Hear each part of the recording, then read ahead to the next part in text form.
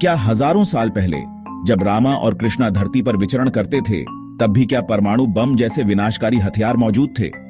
यह सवाल जितना अजीब लगता है उतना ही रोमांचक भी है। क्या यह संभव है कि प्राचीन काल में भी ऐसी तकनीकें थीं जिनके बारे में हम आज सोच भी नहीं सकते? क्या हमारी सोच से भी कहीं ज्यादा विकसित सभ्यताएं इस धरती पर पहले भी रह चुकी हैं? क्या वे सभ्यताएं इतनी उन्नत थीं कि उन्होंने ऐसे हथियार बनाए जो आज के आधुनिक परमाणु बमों से भी अधिक शक्तिशाली थे? और क्या उन सभ्यताओं का अंत भी उन्हीं के बनाए हुए विनाशकारी हथियारों से हुआ? क्या वे अपने ही आविष्कारों के कारण नष्ट हो गईं? यह विचार ही हमें सोचने पर मजबूर कर देता है। आज हम बात करेंगे कुछ ऐसे ही रहस्यों के बारे में जो इतिहास के पन्नों में दफन हैं। उन कहानियों के बारे में जो हमें यह सोचने पर मजबूर करती हैं कि क्या सच में प्राचीन काल में भी परमाणु युद्ध हुए थे। हम बात करेंगे महाभारत और रामायण जैसे ग्रंथों में वर्णित उन अस्त्र शस्त्रों की जिनके वर्णन से आज के आधुनिक परमाणु हथियारों की याद आती है।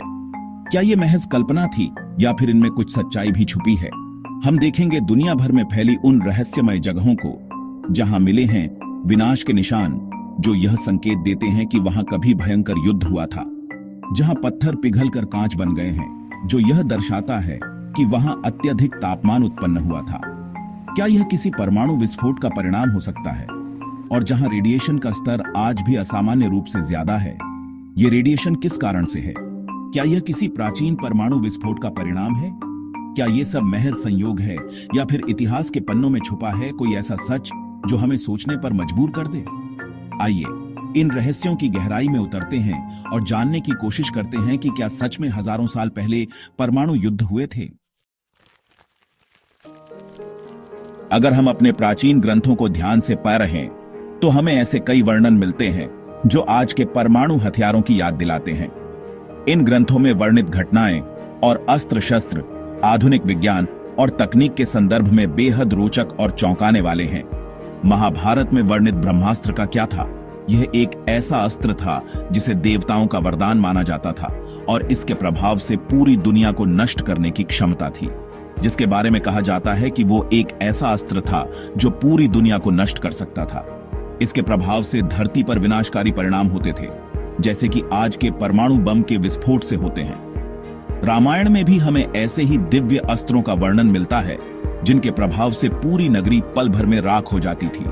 इन अस्त्रों का वर्णन इतना सटीक और विस्तृत है कि यह सोचने पर मजबूर करता है कि क्या वाकई उस समय ऐसी तकनीक मौजूद थी? क्या ये दिव्य अस्त्र असल में प्राचीन परमाणु हथियार थे? क्या हमारे पूर्वजों के पास ऐसी तकनीक थी जो आज के विज्ञान को भी चुनौती दे सकती है? इन ग्रंथों में वर्णित है एक ऐसे तेज प्रकाश का जो सूर्य से भी तेज था, जिसने पूरी दुनिया को अपनी चपेट में ले लिया था। यह प्रकाश इतना तीव्र था कि उसकी चमक से सब कुछ जलकर राख हो जाता था। क्या यह उस भयानक विस्फोट का वर्णन हो सकता है जो एक परमाणु बम के फटने पर होता है? यह विस्फोट इतना शक्तिशाली होता है कि उसकी चपेट में आने वाली हर चीज नष्ट हो जाती है। ये सवाल हमें सोचने पर मजबूर करते हैं कि क्या वाकई हजारों साल पहले भी ऐसी कोई तकनीक मौजूद थी जो आज के परमाणु हथियारों से मिलती जुलती थी?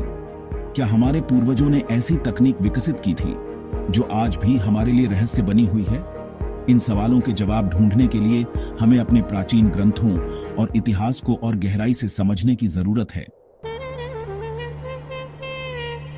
दुनिया भर में कई ऐसी जगहें हैं जहां मिले हैं विनाश के निशान जो देखने में किसी भी तरह के प्राकृतिक आपदा से नहीं मिलते जुलते। सिंधु घाटी सभ्यता का प्रसिद्ध शहर मोहनजोदड़ो इसका एक बड़बड़ा उदाहरण है। मोहनजोदड़ो के खंडहरों में मिले हैं ऐसे कंकाल जो एक दूसरे से लिपटे हुए हैं, मानो अचानक आई किसी भयानक आपदा ने उन्हें एक ही पल में लीन लिया हो। हड़प्पा, बेबीलोन जैसे प्राचीन शहरों में भी हमें मिलते हैं पिघले हुए पत्थर और कांच जो इतनी अधिक गर्मी में ही पिघल सकते हैं जो किसी ज्वालामुखी या आग से कहीं ज्यादा हो। क्या ये सबूत हैं किसी प्राचीन परमाणु युद्ध के? स्कॉटलैंड और मध्य पूर्व में हमें ऐसे कई प्राचीन किले मिलते हैं जिनकी दीवारें पत्थर की नहीं बल्कि कांच जैसी दिखाई देती हैं।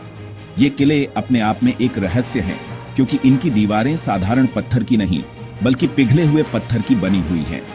ये पत्थर इतनी अधिक गर्मी में ही पिघल सकते थे जो किसी भी प्राकृतिक आग से कहीं ज्यादा हो। सवाल उठता है कि इतनी अधिक गर्मी कैसे उत्पन्न हुई होगी। क्या यह संभव है कि ये किले किसी प्राचीन परमाणु हमले का शिकार हुए थे, या फिर किसी अन्य प्रकार की अत्यधिक ऊर्जा का उपयोग किया गया था? कुछ शोधकर्ताओं का मानना है कि ये पिघले हुए पत्थर किसी प्राकृतिक आपदा का नतीजा नहीं, बल्कि किसी ऐसे हथियार का नतीजा है जो आज के आधुनिक हथियारों से भी कहीं ज्यादा शक्तिशाली था। ये विचार वाकई में चौंकाने वाला है। क्या ये सच है? क्या वाकई प्राचीन सभ्यताएं इतनी उन्नत थीं कि उन्होंने परमाणु हथियार बना लिए थे, या फिर ये किसी और प्रकार की तकनीक का परिणाम है जो आज भी हमारे लिए एक रहस्य है? इन सवालों के जवाब ढूंढने के लिए हमें और अधिक शोध और अध्ययन की आवश्यकता है। प्राचीन किलों की ये पिघली हुई दीवारें हमें अतीत की उन कहानियों की याद दिलाती हैं जो आज भी अनसुलझी हैं। क्या हम कभी इन रहस्यों को सुलझा पाएंगे, या ये किले हमेशा के लिए हमारे लिए एक पहेली बने रहेंगे? प्राचीन सभ्यताओं की उन्नति और उनकी तकनीकी क्षमताओं के बारे में जानने के लिए हमें और गहराई में जाने की जरूरत है। भारत और पाकिस्तान में मिलने वाले कुछ कंकालों में असामान्य रूप से ज्यादा रेडिएशन पाया गया है। क्या ये कंकाल उन लोगों के हैं जो किसी प्राचीन परमाणु युद्ध का शिकार हुए थे?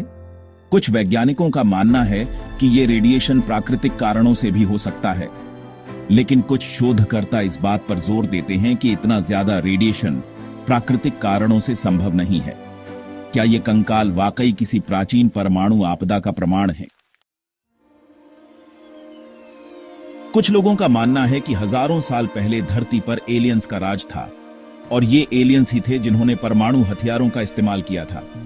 क्या यह संभव है कि अटलांटिस और लेमुरिया जैसी लुप्त सभ्यताएं वाकई मौजूद थीं और उनका अंत किसी भयानक परमाणु युद्ध में हुआ था?